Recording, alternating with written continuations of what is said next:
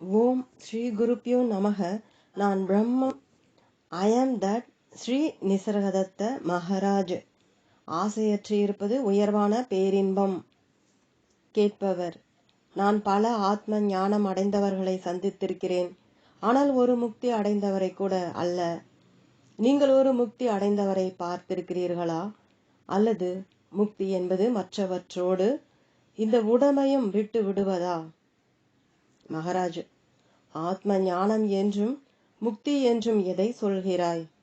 கேட்பவர்: அமைதி, புனித தன்மை, அழகு ஆகியவற்றின் அற்புதமான அனுபவம் உள்ளது. நான் எதை பற்றி பேசுகிறேன் என்று எனக்கு தெளிவாக தெரியும். ஏனெனில் நான் அந்த அனுபவங்களை பெற்றிருக்கிறேன். அப்போது உலகம் அர்த்தமுடையதாகவும் அங்கு எல்லாவற்றிலும் ஊடுருவும் அடிப்படை தன்மையும் சாரமும் இணைந்தும் இருக்கும். அந்த அனுபவம் நிலைத்து இருக்காது என்றாலும் அதை மறக்க முடியாது. அது ஞாபகமாகவும் பெரிதும் விரும்பப்படுவதாகவும் மனதில் ஒளிரும்.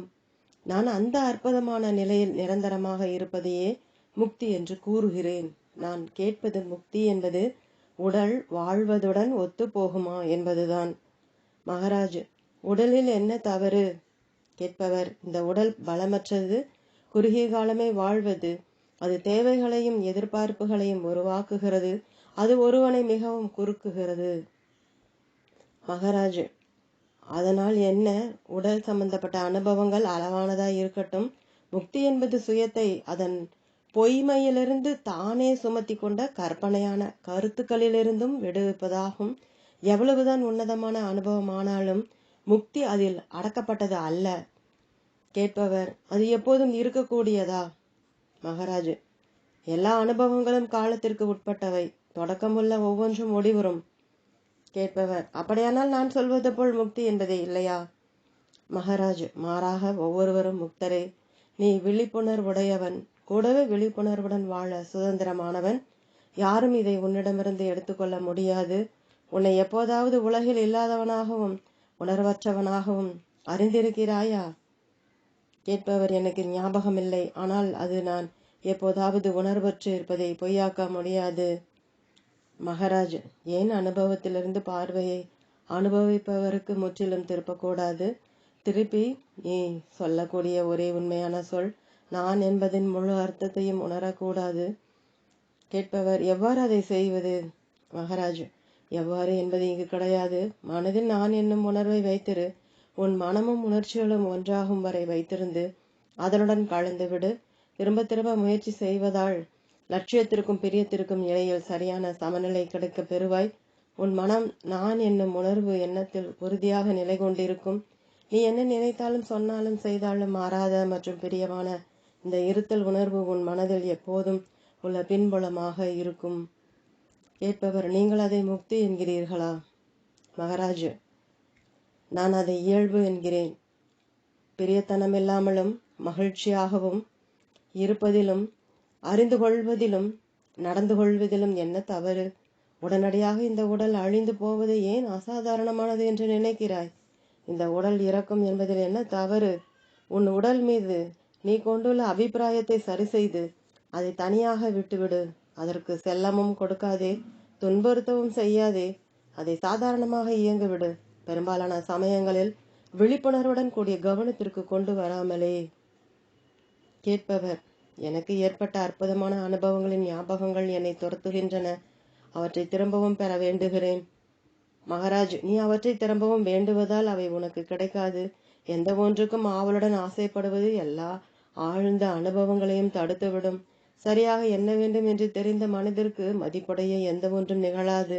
ஏனெனில் மனம் உருவகப்படுத்தும் எதுவும் வேண்டும், எதுவும் மிகுந்த மதிப்பு உடையதாக இருக்காது. கேட்பவர்: வேறு எதை வேண்டுவது மதிப்பானது? மகாராஜ்: சிறந்ததை வேண்டு. மிக உயர்ந்த மகிழ்ச்சியை, மிக பெரிய சுதந்திரத்தை. ஆசையற்று இருப்பதே மிக உயர்ந்த பேரின்பம். கேட்பவர்: ஆசையிலிருந்து விடுபடும் சுதந்திரம் அல்ல நான் வேண்டுவது. நான் வேண்டுவது என் விருப்பங்களை அடையும் சுதந்திரத்தை. மகாராஜ்: உன் விருப்பங்களை நீ நிறைவேற்றிக் கொள்ள தடை எதுவும் இல்லை. உள்ளபடிக்கே நீ வேறு எதுவும் செய்வதில்லை. கேட்பவர்: நான் முயற்சி செய்கிறேன். ஆனால் என்னை வெறுப்படைய செய்யும் தடைகள் உள்ளன. மகாராஜ்: அவற்றை தாண்டி விடு. கேட்பவர், என்னால் முடியாது, நான் மிகவும் வலிமையற்றவன். மகாராஜ், எது உன்னை வலிமையற்றவன் ஆக்குகிறது? எது வலிமையற்ற தன்மை? மற்றவர்கள் அவர்கள் ஆசைகளை பூர்த்தி செய்து கொள்ளும் போது உன்னால் ஏன் முடியாது? கேட்பவர், எனக்கு சக்தி இல்லை. மகாராஜ், உன் சக்திக்கு என்ன ஆயிற்று? அது எங்கு சென்று விட்டது? பல்வேறு முரண்பாடான ஆசைகளிலும் தேடல்களிலும் நீ அதை சிதற விடவில்லையா? உனக்கு சக்தி அளவற்று வழங்கப்படாது. கேட்பவர், ஏன்? மகாராஜ், உன் குறிக்கோள்கள் சிறியவையும் கீழானவையும் ஆகும். அவை அதிகமானவற்றை வேண்டுவதில்லை. கடவுளின் சக்திதான் அளவற்றது. ஏனெனில் அவர் தனக்காக எதுவும் வேண்டுவதில்லை. அவரை போல் இரு. உன் விருப்பங்கள் அனைத்தும் நிறைவேறும். உயர்வான எண்ணங்களும் அதிகமான ஆசைகளும் உனக்கு இருந்தால் அவற்றை நிறைவேற்ற நிறைய சக்தியை நீ பெறுவாய். எல்லோரின் நன்மையை நீ ஆசைப்படு. அப்போது இந்த பிரபஞ்சம் உன்னுடன் வேலை செய்யும். ஆனால் உன் சொந்த சுகத்தை நீ வேண்டினால் நீ கஷ்டப்பட்டு அதை அடைய வேண்டும். ஆசைப்படுவதற்கு முன் அதற்கு தகுதியானவனாக ஆகு. கேட்பவர், நான் தத்துவம், சமூகவியல், கல்வியியல் ஆகியவற்றை படித்து கொண்டு இருக்கிறேன். ஆத்ம ஞானம் பெற மேலும் அதிகமான மன வளர்ச்சி தேவை என எண்ணுகிறேன். நான் சரியான பாதையில் தான் செல்கிறேனா? மகாராஜ், பிழைப்புக்கு சில சிறப்பான அறிவு தேவை. பொது அறிவு மனதை உருவாக்குகிறது என்பதில் சந்தேகமில்லை. ஆனால் நீ வாழ்நாள் முழுவதையும் அம்மாதிரியான அறிவை பெருக்குவதில் செலவழித்தாயானால் உன்னை சுற்றி ஒரு சுவரை எழுப்பிக் கொள்வாய். மனதை தாண்டி செல்ல நன்கு ஆயத்தப்படுத்தப்பட்ட மனம் தேவையில்லை. கேட்பவர், அப்படியானால் வேறு என்ன செய்ய வேண்டும்? மகாராஜ், உன் மனதை நம்பாதே, அதை தாண்டி செல். கேட்பவர், மனதிற்கு அப்பால் நான் எதை காண்பேன்? மகாராஜ், இருத்தல், தெரிந்து கொள்ளுதல், அன்பு செலுத்துதல் ஆகியவற்றின் நேரடி அனுபவத்தை பெறுவாய். கேட்பவர், மனதிற்கு அப்பால் எப்படி செல்வது? மகாராஜ், ஆரம்பிக்கும் புள்ளிகள் நிறைய உள்ளன. அவை எல்லாமே ஒரே இலக்கைத்தான் அடைகின்றன. நீ தன்னலமில்லாத வேலையை தொடங்கலாம், பலனை எதிர்பார்க்காமல். பிறகு எண்ணங்களை விட்டுவிட்டு முடிவில் எல்லா ஆசைகளையும் விட்டு விடுவாய். இங்கு விடுதல், தியாகம் என்பது இயங்கும் காரணி. அல்லது நீ வேண்டுவது, எண்ணுவது, செய்வது என்பனவற்றை பொருட்படுத்த வேண்டாம். நான் என்னும் உணர்வில் ஸ்திரமாக இரு. நான் என்பதை மட்டுமே மனதில் ஒரே நிலையாக திடமாக நிறுத்து. எல்லா அனுபவங்களும் உனக்கு கிடைக்கும். எல்லா உணர்ந்து அறிபவையும் நிலையற்றவை. நான் என்பது மட்டுமே நிலையானது என்னும் விழிப்புணர்வில் அசையாமல் இரு.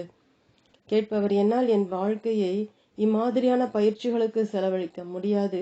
எனக்கு என் கடமைகள் உள்ளன. மகாராஜ், எல்லா விதத்திலும் உன் கடமைகளை செய். நீ உணர்ச்சி வயப்பட்டு ஈடுபடாத செயல்களும் நன்மை பயக்கக்கூடிய செயல்களும் துன்பம் தராத செயல்களும் உன்னை கட்டுப்படுத்த மாட்டா.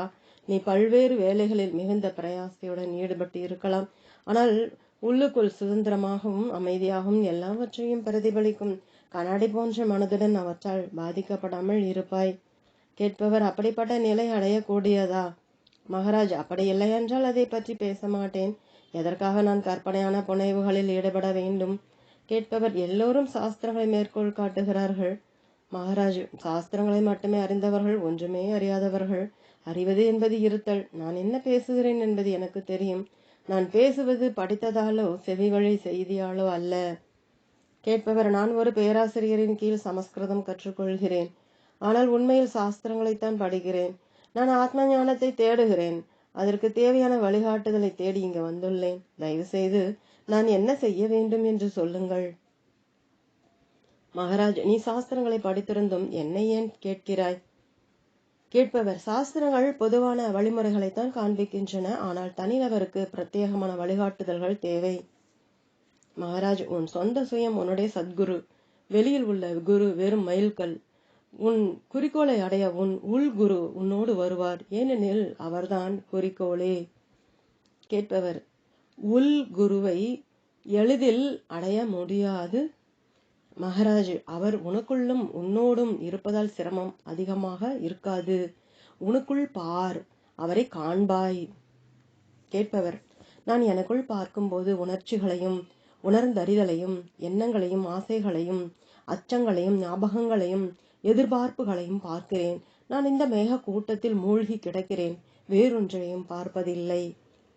மகாராஜ், எது இவற்றையெல்லாம் பார்க்கிறதோ, இல்லாததையும் பார்க்கிறதோ, அதுதான் உள் குரு. அவர் ஒருவர் தான் இருப்பவர். மற்றவை அனைத்தும் இருப்பதாக தோன்றுகின்றன.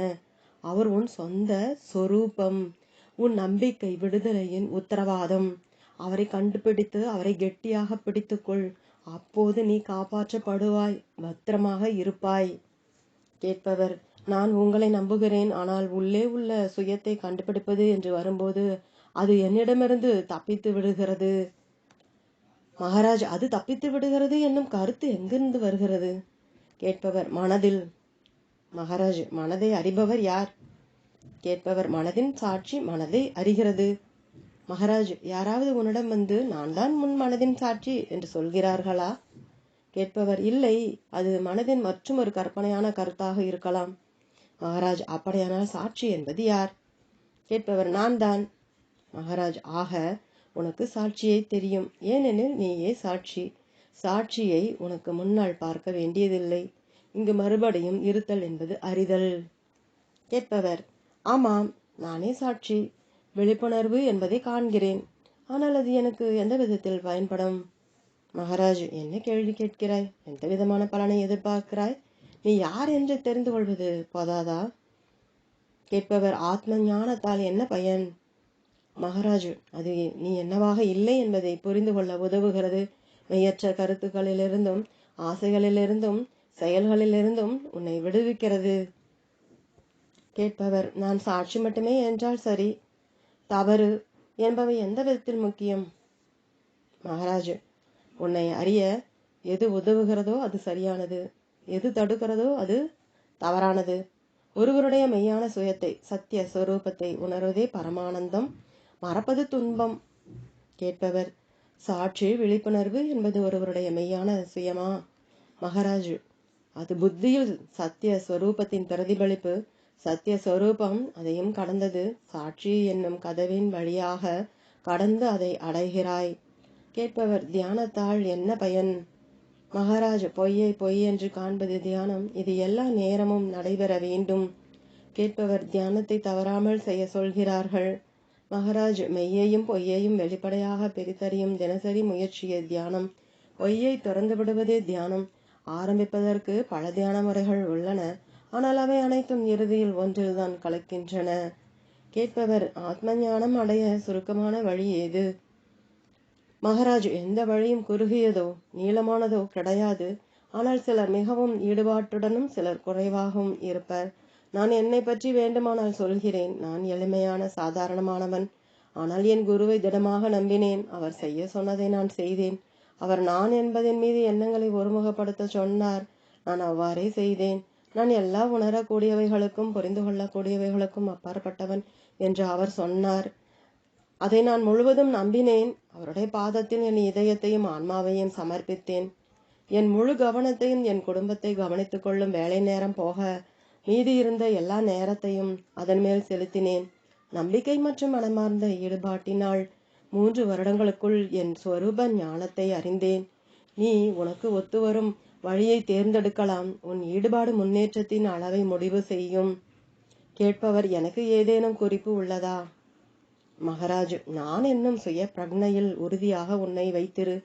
இதுவே எல்லா முயற்சிகளுக்கும் ஆரம்பமும் முடிவும் ஆகும். தொடரும். ஓம்.